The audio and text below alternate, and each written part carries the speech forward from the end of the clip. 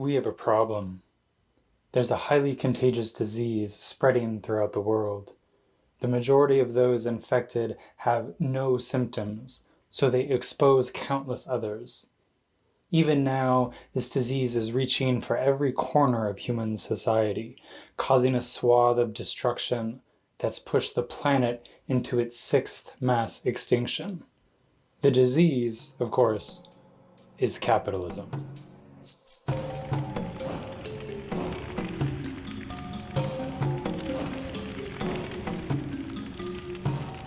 Hello, my name is. I was a philosophy professor for 10 years. I believe that philosophy and critical thinking are essential components for an educated, ethical, and empathetic population. Given our current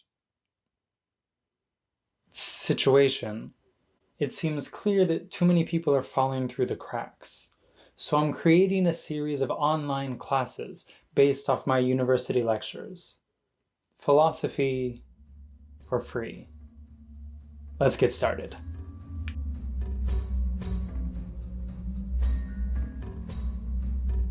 So here's the thing. COVID is a big deal, sure. But we have a bigger problem. The coronavirus is just a symptom, the latest manifestation of a deep rot in the foundation of our society. And if we continue to pretend like capitalism isn't killing us, well, it will kill us all. Capitalism isn't a disease. Capitalism is good because capitalism is freedom. Socialism is bad because socialism is tyranny. To aid us in this discussion, let's talk about socioeconomic systems as if they were sets of rules to play a game of pickup. Economies can be structured into capitalist, socialist, or communist rule sets, just like how sports can be structured into baseball, football, or Quidditch. None of these sports is better than any other, but each game has different rules and different win conditions, which in turn leads to different play styles. Sports teams must compete within these frameworks in order to win the game. Capitalism is the obvious winner because capitalism has produced iPhones, Nikes, and countless other goods. Sports teams are expected to follow the rules and play as hard as they can. The champions will do whatever it takes to win. This style of competition resonates with us so deeply that sporting events attract more eyeballs than virtually any other human endeavor. Over 100,000 people craning to get a glimpse of this year's tributes. So how do you win the game of capitalism? It's right there in the name. You collect as much capital as you can. You do whatever it takes to get more capital.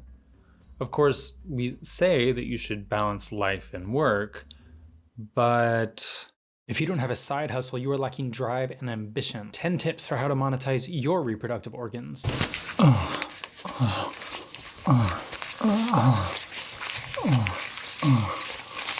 You can function on 3 hours of sleep a night. But it's maybe gotten a bit out of hand? See, there's no other game to play. So you, me, everybody plays the capitalism game. The problem is, when everybody plays as if the primary objective is to maximize profits, we discover a critical flaw. What happens if the most efficient pursuit of capital comes at the cost of harming others? I'm a capitalist and I want to win the game. Let's say I own a business. The easiest way to add value to my business is to cut cost. Workers are a cost, so I'll pay people as little as legally possible, lay people off, and basically do whatever I can to increase profit. You see, at its core, capitalism is exploitation. That's just the free market. This is the first critical flaw of capitalism. Since the objective of the game is profit, then the longer the game goes on, the more players will operate as if profits are more important than people.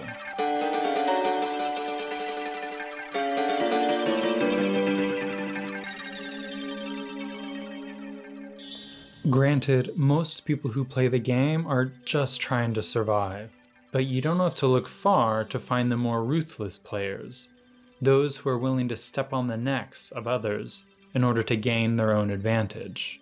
It's called survival of the fittest. Sure, but that mentality is a system-destroying flaw if it is allowed to continue forever. If you turn that exploitation up to 10, you get sweatshops and human trafficking. Hold on. Human traffickers and sweatshops don't have anything to do with capitalism. They're criminals. They're bad actors. Let's say they are playing the capitalism game, but they're playing it wrong. It's easy to just wave off human traffickers as bad actors in this system, but I fundamentally disagree. What are human traffickers besides extreme capitalists who maximize profit regardless of the human cost? Exploitation isn't the exception in capitalism, it has become the defining characteristic. And this exploitation is poisoning every aspect of our lives. Since everybody plays the capitalism game, we've normalized the mindset that profits are more important than people. In America, every quality of life issue is made worse by this mindset. Every issue. Whether we're talking politics, healthcare, education, housing, food, technology, the climate. All of these topics have been poisoned by the capitalist mindset. Consider politics. Most politicians, Republicans and Democrats alike, accept bribes from lobbyists in exchange for votes that actively harm the American public. Lobbying is just state-sanctioned bribery, and it's never for the common good. Climate scientists scream from the rooftops about needing legislation for alternative, cleaner forms of energy, yet Trump pulled the United States out of the Paris Climate Accord within months of taking office. Why? Why go backwards on an issue so fundamental to our survival? It was fundamentally unfair that the United States was contributing so much while China and India caused more pollution. Thus, as of today, the United States will cease all implementation of the non-binding Paris Accord and the draconian financial and economic burdens the agreement imposes on our country. The bottom line is that the Paris Accord is very unfair at the highest level to the United States. The Paris Accords were unfairly damaging the American economy by imposing draconian financial burdens. Bullshit. America pulled out because the fossil fuel industry could gain more profits with less regulation, and profits are more important than the environment. Every time there's a mass shooting, why isn't there legislation to tighten gun laws in order to protect the children being shot in their schools? Because there's no evidence that gun laws would even stop these shootings. And there's just no evidence that these gun laws would prevent these shootings.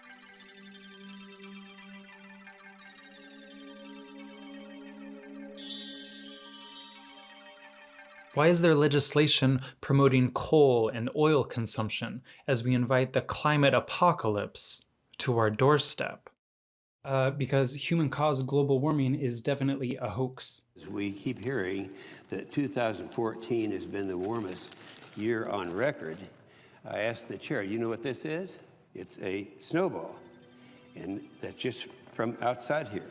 So it's very, very cold out, very unseasonal. So here, Mr. President, catch this. No, no, and no. Politicians act against the interest of the American public because their re-election is more important to them than the needs of their constituents. And the easiest path to re-election is accepting bribes from lobbyists. You will vote against the environment.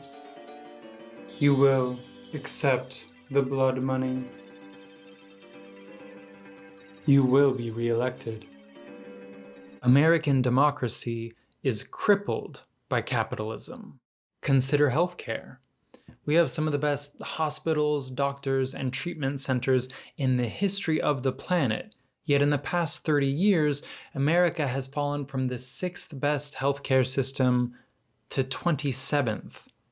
Among the many issues, pharmaceutical prices keep rising and rising, and people have no choice but to pay.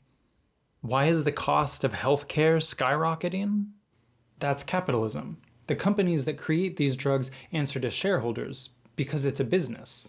You know, they have shareholders. A lot of people it sounds like the most... It's a business in an area where people feel a lot of times it shouldn't be a business. Right. Exactly. No, I'm going to say something insensitive, and I hope you forgive me, but everyone's thinking about the patients' families. Nobody's thinking about Mylan. Somebody please, think of the corporations. The pharmaceutical industry is one of the best places to see this intractable conflict of interest between the capitalists and the common good. Every year, more Americans are forced to ration life-saving drugs. Look how this pharma CEO responds in a congressional hearing about raising the price of a life-saving drug by 5,000%. A treatment for malaria and HIV from $13 per pill to $750. What do you say to that single pregnant woman who might have AIDS, no income, and she needs Daraprim in order to survive? What do you say to her when she has to make that choice? What do you say to her? On the advice of counsel, I invoke my Fifth Amendment privilege against self-incrimination and respectfully decline to answer your question. Do you think you've done anything wrong? On the advice of counsel, I invoke my Fifth Amendment privilege. I think he's a genius. Everything he did was legal. Some people just play to win. Price gouging a drug that saves lives just to make a profit is the purest expression of capitalist exploitation I can imagine. Putting profits over people. The American healthcare system as a whole is something other rich countries pity us for. Every rich nation in the world has universal healthcare, except the richest nation. Us. Why not? We cannot afford Medicare for all. This is the end of America as we know it economically. I think literally 90% of hospitals would go under tomorrow. Right. It's obviously too expensive. No, we don't have universal health care because corporations make these decisions. And for the corporations, profits are more important than patients. Consider education. We have 2 tiers of primary education for the haves and for the have-nots. Why do we promote class inequality from the age of 5? Look, I work hard for my money, so you can be damn sure I'll send my kids to the best schools. I don't even care if they can earn admission on their own. I'll fucking bribe and cheat their way in.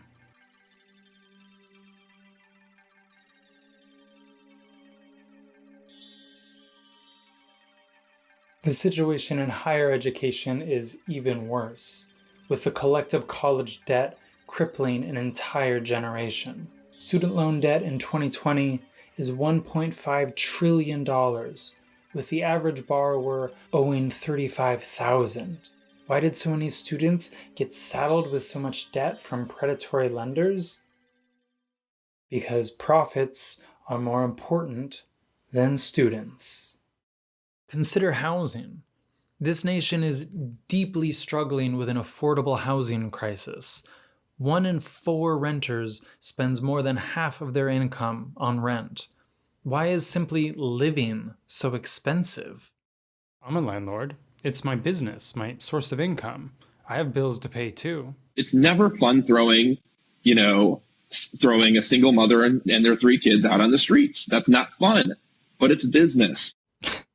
Yeah, slumlords do consider owning houses a business. So when a conflict arises between their business and their humanity, the profits are more important than tenants. When I was an adjunct professor in Florida, living below the poverty line, my apartment was purchased by a new owner, and she immediately raised my rent by 25%. When I explained to her that I was a broke-ass teacher and she was pricing me out of my home, she replied, and I quote, "Sorry, but this is my business." This is what capitalism does. This is what I mean when I say it's a disease, a poison. Each of these categories is deeply corrupted by this pursuit of profits. And we've only just scratched the surface. We could do this all day. Research shows that drinking just one soda every day increases your relative risk of type 2 diabetes by 67%. Yet these habit-forming drinks are marketed to children. Why? Why are iPhones made to be obsolete every 2 years?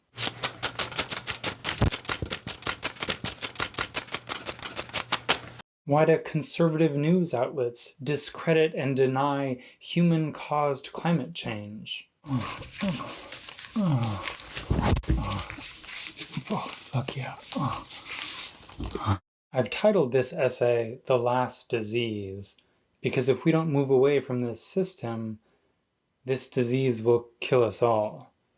We can see this most clearly through the lens of COVID.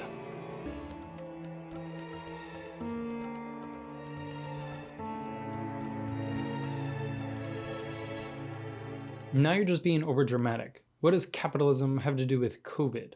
This disease came from communist China. I'm not trying to say capitalism created COVID, but there's no denying that it has made it worse.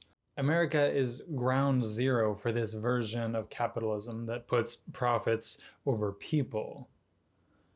So how have the capitalists responded to COVID compared to the rest of the world?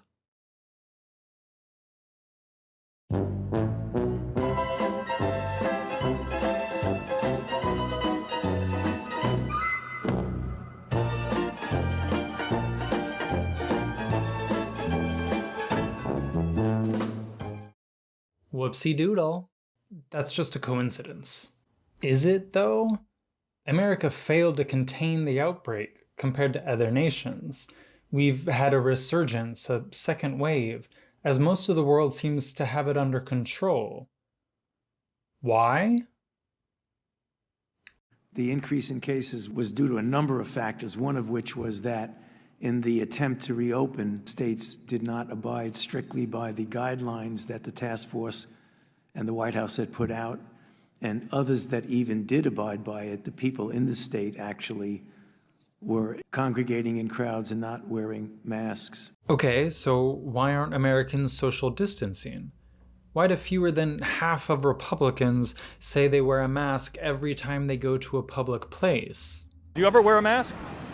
No, my wife and kids do. I don't. How come you don't? I just feel comfortable that I'm going to be okay. I mean, if he's not wearing a mask, I'm not going to wear a mask. If he's not worried, I'm not worried. The president? Yes, sir. Why are people going out to restaurants, beaches, and bars? I'm just here just to have fun and meet everybody and just be cool, you know. When it's my time to go, it's just my time to go, I guess. Because there's too much misinformation.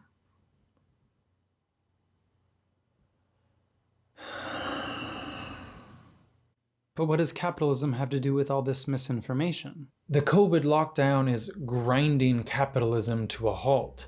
So what are the capitalist overlords going to do? Let it die? Lose their profits? No, they're desperate for America to get back to work, regardless of the human cost.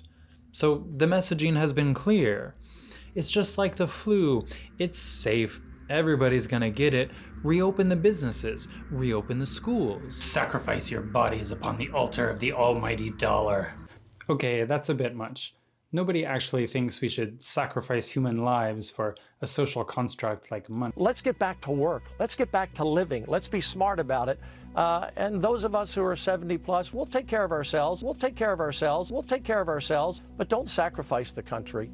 Don't do that. Don't ruin this great American dream. So you're basically saying that this disease could take your life, but that's not the scariest thing to you. There's something that would be worse than dying. Yeah. To these capitalists, lives are expendable. The economy is not. So, to your question of what does capitalism have to do with COVID? America is still on timeout while the rest of the world is opening up. How did we get here? Why is there a campaign of misinformation downplaying the risk of the greatest public health crisis of a generation? Because altogether now, profits are more important than people. To recap so far, we've touched briefly on politics, healthcare, education, housing, nutrition, technology, and climate change, and how capitalism is infecting these topics. Capitalism is good because capitalism is freedom. So whenever anybody critiques capitalism, there's a few retorts you can expect right out of the gate. And my pal here is repeating the main one. Socialism is rape, and capitalism is consensual sex. Wait, no, not that one. Socialism and communism sound nice on paper, but they never actually work. Communist countries are immoral and fascist and go out in blazes of glory like the USSR. Capitalism is the only framework that can succeed. We'll discuss each of those ideas later in this video, but I have to pause for a moment. You see, I genuinely want this critique of capitalism to reach people who do lean capitalist. Good luck with that. Here's the thing. If you're watching this video and you already identified as an anti-capitalist, then you're on board with everything I'm saying. Speaking your language. But not this asshole. He's here to attack. He truly believes capitalism is best, so he's not hearing the same story as the left-leaning audience. How could he, if he's already made up his mind? So in order to talk on the same wavelength, we need to zoom out a little, gain some perspective. You see, everybody watching this video, we've all grown up within a capitalist system, especially if you're American. And we're so saturated with this social narrative that it can be impossible for us to see it for what it really is. So let's talk philosophy.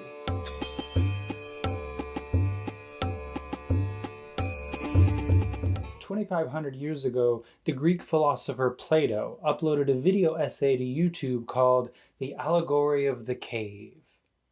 Let's watch it.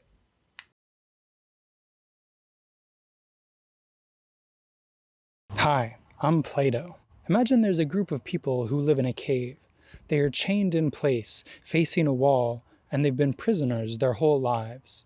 The only thing they can see is the wall in front of them.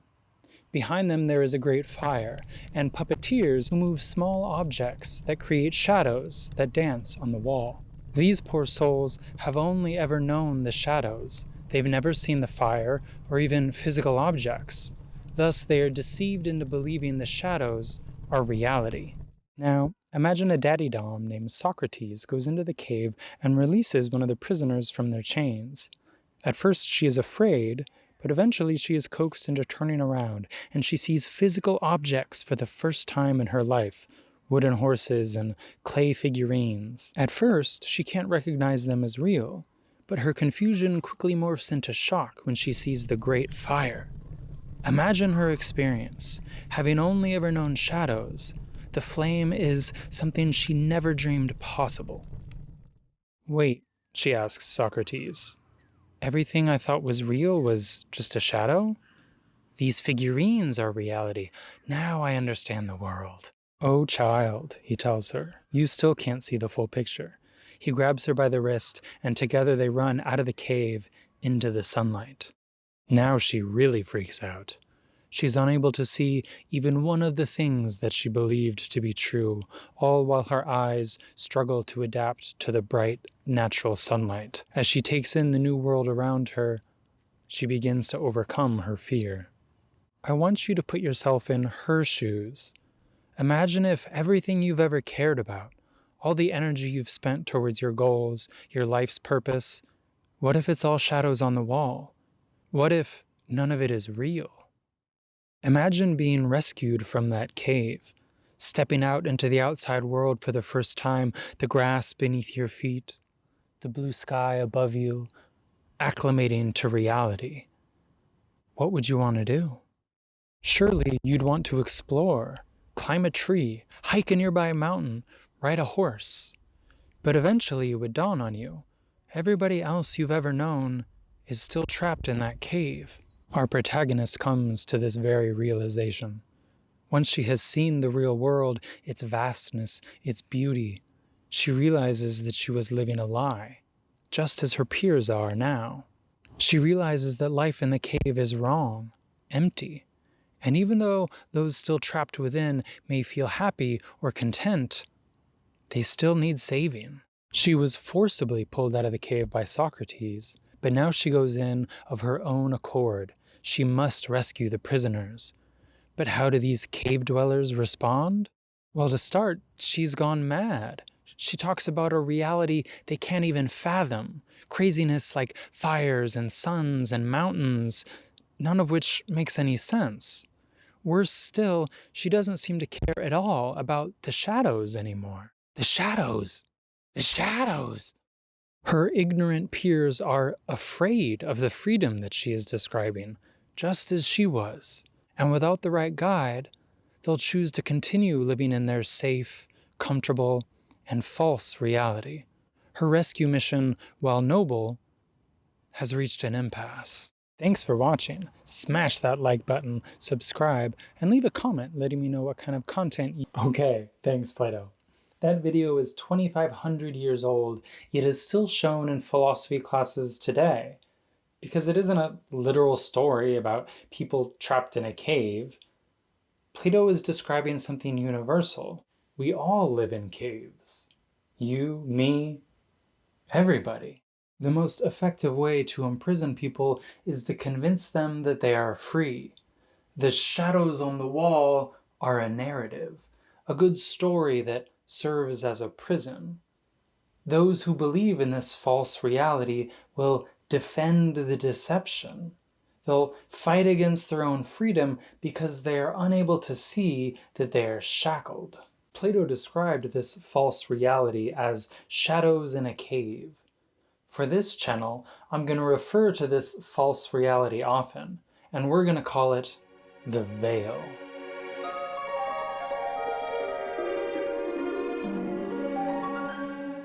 Like Plato's cave, the veil is a persuasive narrative that tricks you into believing a false reality.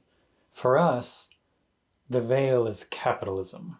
And like the shadows in the cave, it is a thorough deception.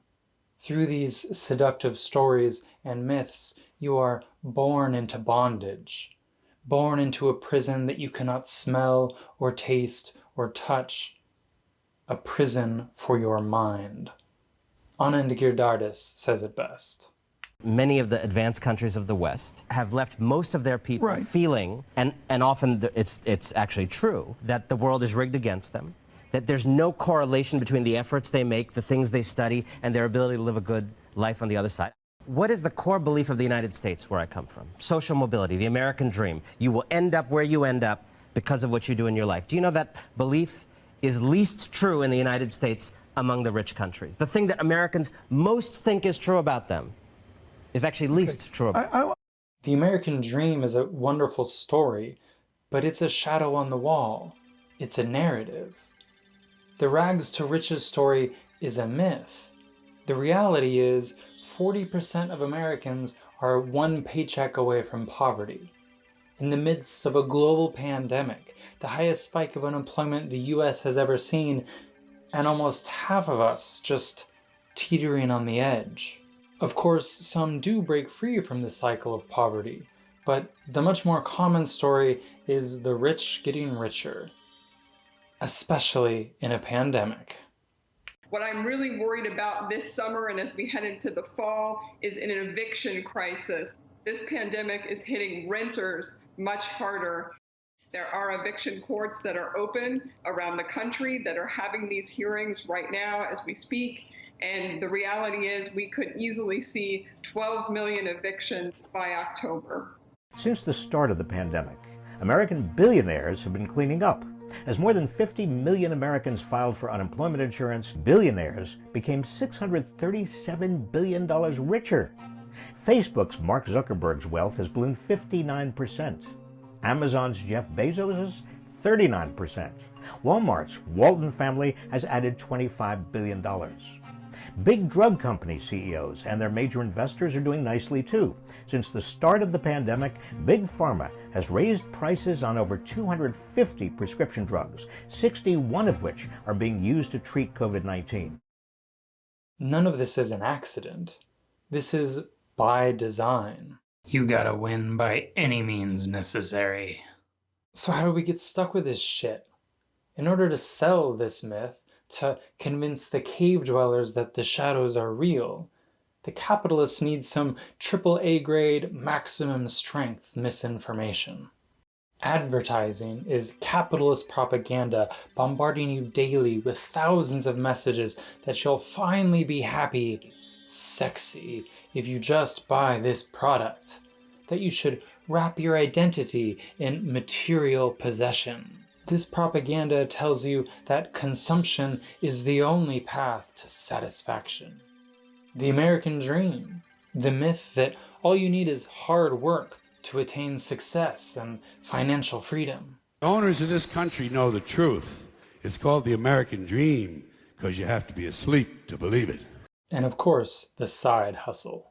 The insidious notion floating around the working class that a 40-hour week is not enough. You gotta work on the side, grind yourself to the bone. That's the key to success and a happy life and the only way to win the game. And you don't want to be a loser. You can't be a loser. Don't be a loser.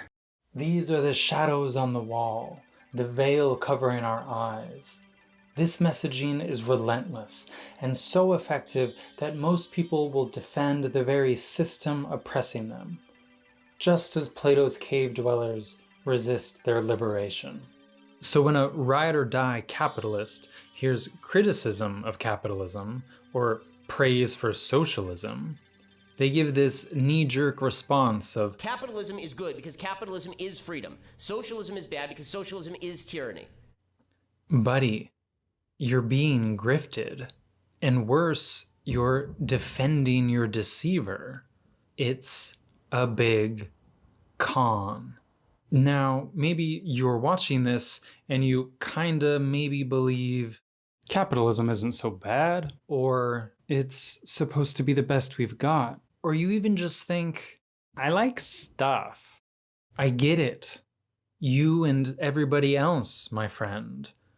Let me be crystal clear. This video is not an attack on anybody who believes in capitalism. Capitalism promises a false hope that if you work hard, you build a better tomorrow for you and your loved ones. We all have this hope, and capitalism exploits it. The prisoners in Plato's cave are not at fault. They are the victims. They are the ones being deceived. So if you have hope for a better tomorrow, or even if you've succumbed to the non-stop capitalist messaging telling you to want shiny new things, that's just the experience of living in a capitalist system. It's a great narrative. Capitalism sounds good on paper. And it actually is a good system for maximizing capital. After all, we are the richest nation in the world. Yet, despite our astronomical wealth, almost 40 million Americans live in poverty. Millions more are uninsured, with insecure housing and a complete lack of social mobility. You're supposed to work and climb the ladder, not wait for handouts. They need to make better choices. The easiest pathway from poverty is to take personal responsibility for your own actions. The reason people are permanently poor in the United States is not because they don't have money, it's because they suck with money. No. 40% of Americans are one paycheck away from poverty because the game they are playing has a win condition of prioritizing profits over people. And we are living in the last stage of that story. Because in this moment, I'm not saying all moments, but in this moment, the people up above are up above because they are stepping on people down below. And the people down below are down below because they are being stepped on. And you cannot say that I want to help the people down below in a way that will change nothing for the people standing on their necks. The promise of the American dream is a veil, a deception. Are billionaires merely people who happen to have drifted up from you and me up into the stratosphere? Or are they actually up there because they are standing on our collective backs, pinning us down through what they lobby for, through the taxes they fail to pay, through the ways in which they organize monopolies to essentially turn the fruits of the future into their personal prerogative? And we haven't even touched on the biggest fallout from all of this. What's driving the horrific deforestation in the Amazon? What's driving our love affair with oil as we destroy the only known habitable planet in the universe? What's driving climate change?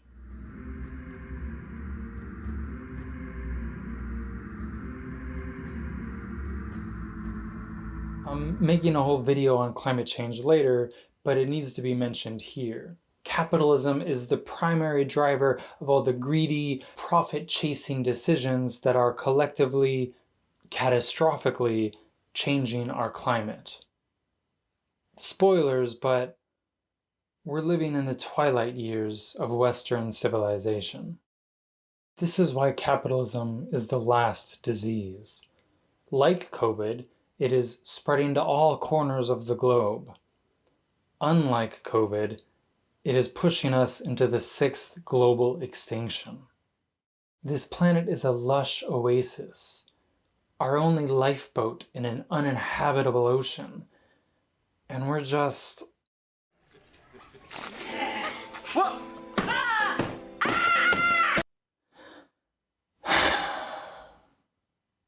Many Americans seem to be oblivious about all of this. And most US politicians believe capitalism is the only game to play. Both the Republicans... And that is that we have never been a nation of haves and have-nots. We are a nation of haves and soon-to-haves, of people who have made it and people who will make it. And the Democrats. I actually believe that capitalism is the greatest force for prosperity and opportunity the world has ever known. Nobody is immune to this veil. We are all in the cave, and none of us can take our eyes off the shadows, even as the world burns. Huge areas in the western part of the country are engulfed in flames, and plumes of smoke have floated as far east as Alabama. So as we continue to watch the grinding disaster of our catastrophic COVID response, we're reminded of the other impending and ongoing catastrophe that will dwarf COVID in scope. It doesn't just hit, it doesn't just approach and then go away, leaving disaster. It is a rolling disaster that sits there. And it really drives home this, this anxiety that, that what we've done to our planet may be irreversible.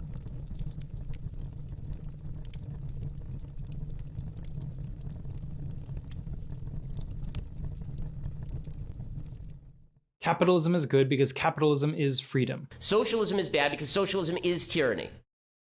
Right. So let's talk about socialism.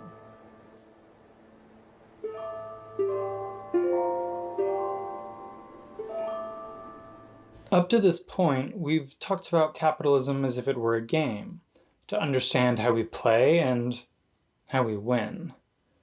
Let's talk now about the rules of these socioeconomic games, and we'll introduce some of the more academic terminology. Who better to teach us than Chad Marks? So under capitalism, there are two classes. The first are the workers, the labor, the proletariat. These dudes work in the factories, the grocery stores, all of the minimum wage jobs, and most other jobs too. They represent the working class. Then there are owners, the capitalists, the bourgeoisie. They own the factories, the grocery stores, the businesses. They own the means of production. They are the capitalists. It's very easy to figure out which class you are. I mean, it's one banana, Michael. What could it cost? $10? Do you work for somebody? Does your paycheck come from a company or a corporation? Then you are the working class. It doesn't matter if you make $10,000 a year or $100,000 a year.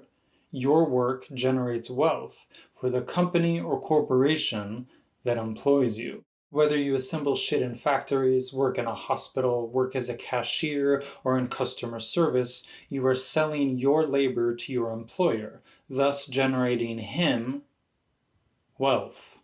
The harder you work at your job, you may generate more wealth within the company, but none of that extra wealth that you generate goes into your pocket. It always goes to the capitalist. Always. Since the extra value of your labor always goes to the capitalist, you are, by definition and by design, always underpaid. It's like you're being exploited, man. The upper class is the capitalist, the owner, the bourgeoisie. The capitalist owns the means of production, which means he owns the factory, the plantation, the whatever. So when his laborers generate more wealth, he gains more capital. It's super important to note that the capitalist doesn't actually generate any wealth. He just hoards it. You, the worker, generate wealth through your labor, and then you are alienated from the fruits of that labor. It's kind of like a pyramid scheme. Down here are the working class, divided into lower and middle class, and their lifestyles prop up the upper class. Now, you may be thinking, wait, don't those at the top get there through hard work and perseverance? Aren't billionaires just those who have made it? You become a billionaire by engaging in lots of voluntary transactions with people who want the thing you are providing. In theory, what Benjamin is saying makes sense. The problem is, this game of capitalism is winners take all. In reality, late-stage capitalism has created a form of wage slavery, where the CEO of a Fortune 500 company makes 278 times the typical American worker. In the past 40 years, CEO compensation has increased by 1,000%, whereas typical workers have only seen a pay increase of just 11%. This game of capitalism has created a fundamentally unfair social caste system. And we can do better. Socialism attempts to eliminate this two-class divide. The nerdy definition of socialism is a socioeconomic system where the workers own the means of production. There isn't a hierarchy. It's an attempt to meld the two classes into one. In socialism, the goal is to share prosperity equally amongst all who generate the wealth. So instead of making minimum wage working in a grocery store with zero bargaining power, a socialist system says that every worker in the store has stake in the company. She has a say in the company's decisions, a say in who gets paid how much, and will absolutely feel more pride and less alienation towards her labor because she's no longer being exploited. There may still be a hierarchy of pay in accordance with responsibility, but that 278-to-1 ratio that we just talked about becomes a thing of the past. Yeah, that. There's a persistent fear in America over the term socialist. Bernie Sanders has pushed the needle, but the fear-mongering remains. To help diffuse this fear, please note that capitalism and socialism are not binary, mutually exclusive systems. Capitalist economies can have socialist programs, and vice versa. It's best to understand them as a spectrum. America already has many forms of socialism. Literally any public good, like roads and highways, the fire department, defund the police, the post office, public education. These services exist because they serve the social good. So a move from capitalism to socialism starts with an expansion of these free services that are available to everyone. Things like education, healthcare, or a universal basic income. It always comes back to the handouts for you socialists.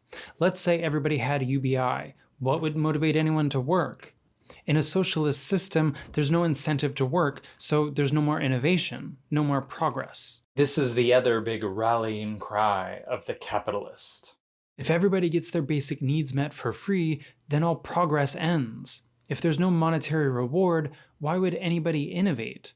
All of society and technology would just stagnate. I understand the basic logic of this response, but I'm not buying it. Most of humanity's progress isn't fueled by profiteering. Scientific progress doesn't come because people want to get rich. Precisely 0 well-respected scientists got into their field of study looking to make bank. The polio vaccine wasn't developed as a get-rich scheme. We didn't go to the moon because scientists and engineers wanted fat paydays. It's one small step for man, one giant leap for mankind. Contrary to what the capitalists would have you believe, there are motivating factors other than money, like the betterment of humankind, the exploration of the unknown, the Iroquois nation's philosophy of making decisions today that prioritize the world 7 generations into the future. Of course, the capitalist says the most effective driver of innovation is monetary reward. That's the veil. That's the shadow on the wall.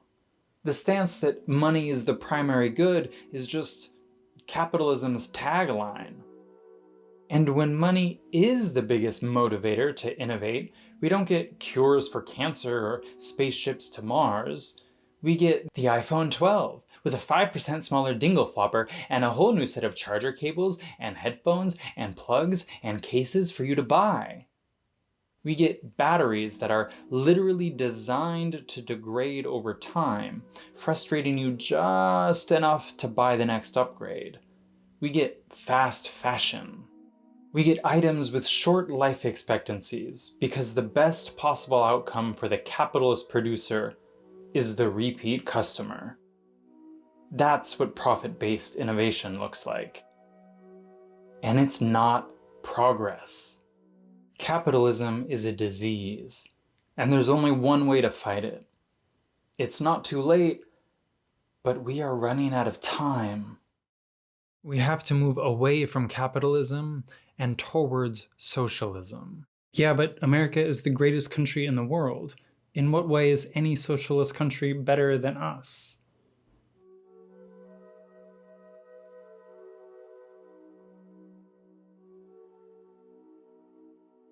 Okay, but every communist regime has collapsed catastrophically.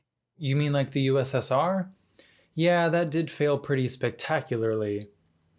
Capitalism is collapsing right now, though, and it's causing the 6th global extinction. That's a catastrophic collapse. Tune in next time for our new video, Climate Apocalypse Now, or The Unexpected Virtue of Ignorance.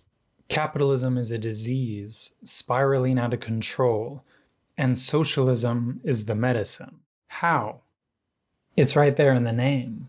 The win condition of socialism isn't maximizing capital, it's maximizing social well-being. Thus, it promotes a different play style. Instead of everybody trying to hoard capital, players are motivated towards boosting the common good. But all these failed socialist countries in the past, everybody wasn't motivated towards the social good like you're talking about. The countries still failed. I have graduate degrees in philosophy and biology, not history. I can't speak with any authority on the historical failings of foreign states. Of course, socialism has flaws, and extra of course, the socialist countries run by literal dictators produced imperfect systems. But I'm not talking about what happened in the past in other countries. I'm talking about the philosophical and ethical underpinnings of these two systems. I'm talking about how participating in these games affects the players. And this brings us to the second critical flaw of capitalism: the fatal undoing of this whole socioeconomic system, and the primary reason that I categorize capitalism as the last disease. Everything we've talked about so far has been to discuss this final point. The worst problem with capitalism isn't the prioritization of profits over people, or the damage to our democracy, or even catastrophic climate change. The problem with capitalism is what it's doing to our minds.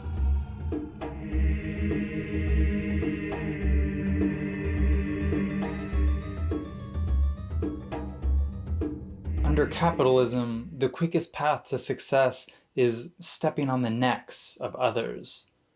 This prioritization of profits over people promotes individualism and self-interested tribalism. Think of how polarized America is right now in late-stage capitalism. BLM versus anti-maskers, left versus right, Trump supporters versus everybody else. Capitalism is feeding this polarization because capitalism is a fundamentally winners-take-all competitive system. It's our story, our myth, our shadow on the wall, and it is poisoning us. It's never fun throwing a single mother and their 3 kids out on the streets. That's not fun, but it's business. Do you think you've done anything wrong? On the advice of counsel?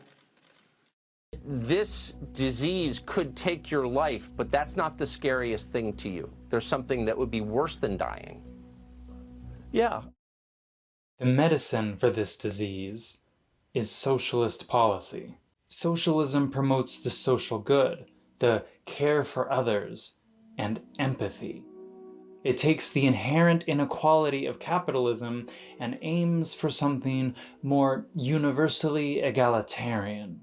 The win condition of socialism is promoting the social good. Other countries do this. The other countries that do this are happier than we are. And it's not hard to see why. Would you rather live in a culture where everyone is chasing money, or where people are generally trying to look out for each other? We get to choose whether we live in a society that prioritizes individualistic, selfish gain, or a society structured around egalitarianism and promoting the common good. From an ethical point of view, there's just no contest. Now, if any capitalists have made it to the end of this video, I fucking applaud your commitment. I'm fairly certain that I haven't changed your mind, but I want to genuinely thank you for giving a video like this a chance. I've got just one more video to show you, my capitalist brethren, so you don't have to take this cuck's word for it. Let's ask the greatest mind of the 20th century, Mr. Albert Einstein. I am convinced there is only one way to eliminate the grave evils of capitalism, namely through the establishment of a socialist economy, accompanied by an education system which would be oriented toward social goals. In such an economy, the means of production would be owned by society itself and utilized in a planned fashion. A planned economy would distribute the work to be done among all those able to work, and would guarantee a livelihood to every man, woman, and child. The education of the individual, in addition to promoting her own innate abilities, would attempt to develop in her a sense of responsibility for her fellow humans, in place of the glorification of power and success in our present society. From my lips to your ears, socialism is the solution to the evils of capitalism. With the right education, we can encourage society to think and act for the collective good, as opposed to the egocentric pursuit of power and profit. Without the right guide, they'll choose to continue living in their safe, comfortable, and false reality. We can move to a more egalitarian system, and capitalism can end. If we act quickly, maybe the planet can even be saved. Socialism is the way. Capitalism is good because capitalism is freedom. Socialism is bad because socialism is tyranny. Not it's an aspect of tyranny. Socialism itself is tyranny. I wonder whose opinion we should take more seriously. Albert Einstein or Ben Shapiro?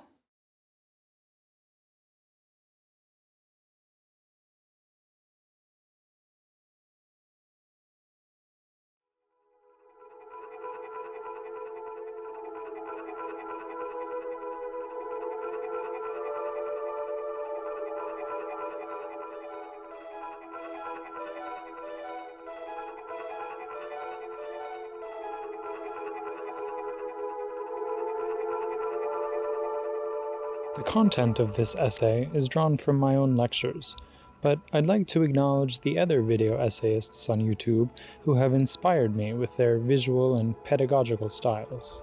Second thought. Our concept of success is not only narrow and short-sighted, but also fundamentally opposed to human flourishing. Peter and Ashley Coffin. And then what do? I throw all that shit in the trash. Some more news with Cody Johnson.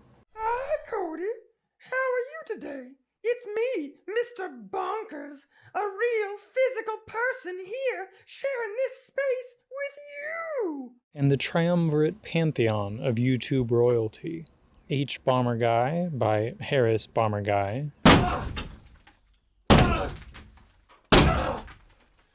Just one small problem!